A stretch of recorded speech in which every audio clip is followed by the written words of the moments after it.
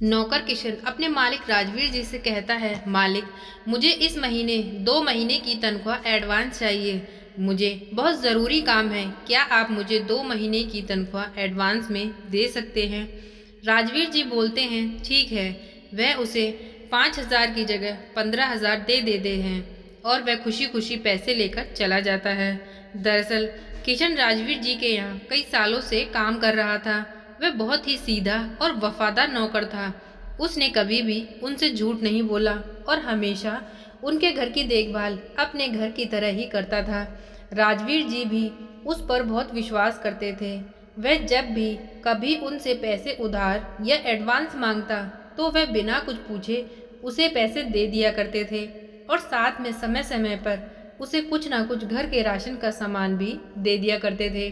किशन जब राजवीर जी से एडवांस तनख्वाह लेकर चला जाता है, उसके बाद में 3 दिन तक काम पर नहीं आता। राजवीर और उसकी पत्नी किशन के नंबर पर फ़ोन कर करके परेशान हो जाते हैं, पर उसका नंबर ही स्विच ऑफ आता है। तभी पत्नी कहती है, देखिए मैं आपसे हमेशा कहती थी, पर आपने उसे कुछ ज़्यादा ही सिर पर चढ़ा रखा था। मुझे तो लगता है कि 3 महीने की सैलरी लेकर वह रफू चक्कर हो गया और हमें धोखा देकर चला गया। राजवीर जी कहते हैं, नहीं किशन ऐसा नहीं कर सकता, मैं उसे जानता हूँ, वह कभी मुझे धोखा नहीं दे सकता। पत्नी कहती है, धोखा नहीं तो फिर ये सब क्या है। अगर वह नहीं आया तो उसने हमारा नंबर ब्लॉक क्यों कर रखा है, कम से कम फ़ोन पर तो बात कर ही सकता है। राजवीर जी बोलते हैं, कोई नहीं, अभी 2-3 दिन और देख लेते हैं, क्या पता कुछ इमरजेंसी हो और 2-4 दिन निकल जाते हैं। लेकिन किशन का ना तो कोई फ़ोन आता है और ना ही वह घर पर आता है। अब तो राजवीर जी को अपनी पत्नी की तरह ही लगने लगा कि शायद किशन अब उसे धोखा देकर वहाँ से भाग गया है और उन्हें मन ही मन उस पर बहुत गुस्सा आने लगता है। उन्हें लगता है कि वह उनके पैसे लेकर भाग गया है और उसका नंबर भी ब्लॉक कर दिया है। दोनों ही उसे अब धोखेबाज और दगाबाज समझने लगते हैं। राजवीर जी की पत्नी गर्भवती थी। वह उनके रूटीन चेकअप के लिए अस्पताल जाते हैं और अस्पताल जाकर देखते हैं कि अस्पताल के कॉरिडोर में किशन वहाँ पोंछा लगा रहा था। तभी राजवीर जी की पत्नी राजवीर जी से कहती है, देखिए ये कितना चालाक है, आपसे 3 महीने की सैलरी लेकर यहाँ पर इसने नई नौकरी ज्वाइन कर ली है और हमारा नंबर भी ब्लॉक कर दिया। राजवीर को गुस्सा आता है। वह गुस्से में किशन की तरफ जाता है। सभी हॉस्पिटल का स्टाफ राजवीर को देख रहा था।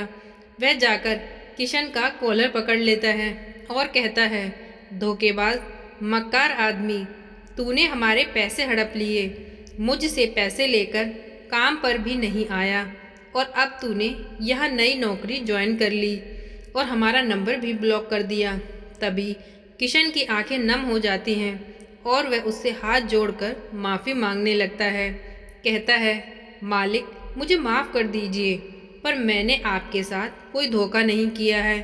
राजवीर कहता है, धोखा नहीं किया तो ये सब क्या है, तू 3 दिन से काम पर क्यों नहीं आया। तो किशन ने कहा कि मेरी माँ की तबीयत अचानक से बहुत ख़राब हो गई थी, मैंने उनसे अस्पताल में भर्ती कराया। आपने मुझे जो पैसे दिए थे वह मैंने माँ के इलाज में खर्च कर दिए। अब मेरे पास पैसे नहीं थे तो मैंने डॉक्टर साहब से कहा। डॉक्टर ने कहा कि अगर पैसे नहीं हैं तो तुझे 2 महीने यही हॉस्पिटल की सफाई करनी होगी, जिसके तुझे कोई पैसे नहीं मिलेंगे और वे पैसे तेरी माँ के इलाज में कट जाएंगे। इसलिए मैं यहाँ काम करने लग गया। राजवीर कहता है, अगर ऐसी बात है तो फिर तूने हमारा नंबर क्यों ब्लॉक किया।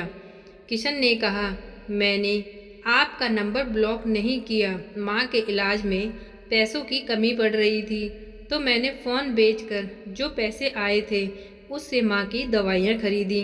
अब माँ को आराम है और माँ घर पर है और मैं यहाँ नौकरी कर रहा हूँ। जब तक अस्पताल वालों का पैसा पूरा नहीं हो जाता तब तक मुझे यही नौकरी करनी होगी। मालिक मैंने आपको कोई धोखा नहीं दिया, मेरी मजबूरी ने ही मुझसे ये सब करवाया है। और ये सब मैंने तो आपसे ही सीखा है कि कभी किसी को धोखा नहीं देना। और आप तो हमेशा ही कहते हैं कि माँ ही सब कुछ होती है। अगर माँ जिंदा है तो हम जिंदा हैं।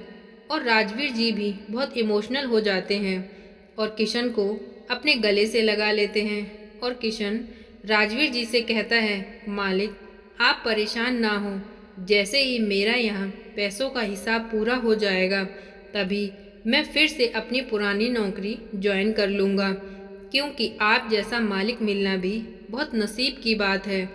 और वह राजवीर जी की पत्नी से कहता है, मालकिन आप ठीक तो है ना, चिंता मत कीजिए। जब तक घर में छोटा बाबू आएगा तब तक मैं काम पर वापस आ जाऊंगा और मैं सारा काम संभाल लूँगा और बाबू का भी बहुत ध्यान रखूँगा। राजवीर जी की पत्नी को भी अपनी सोच पर पछतावा होने लगता है। वह भी किशन को पछतावे भरी नज़रों से देखती है। और फिर राजवीर जी कहते हैं, हाँ हाँ बिल्कुल, तेरी जगह खाली है और तेरी जगह कोई नहीं ले सकता। राजवीर जी उसे कुछ और पैसे दे कर जाते हैं और कहते हैं कि जब माँ का इलाज पूरा हो जाए और माँ बिल्कुल ठीक हो जाए तो वापस काम पर आ जाना, हमें तुम्हारा इंतज़ार रहेगा। तो दोस्तों ये थी इतनी सी इमोशनल स्टोरी। आज की स्टोरी आपको कैसी लगी प्लीज़ कमेंट करके बताएं। प्लीज़ वीडियो को लाइक करें, चैनल को सब्सक्राइब करें। Thank you friends.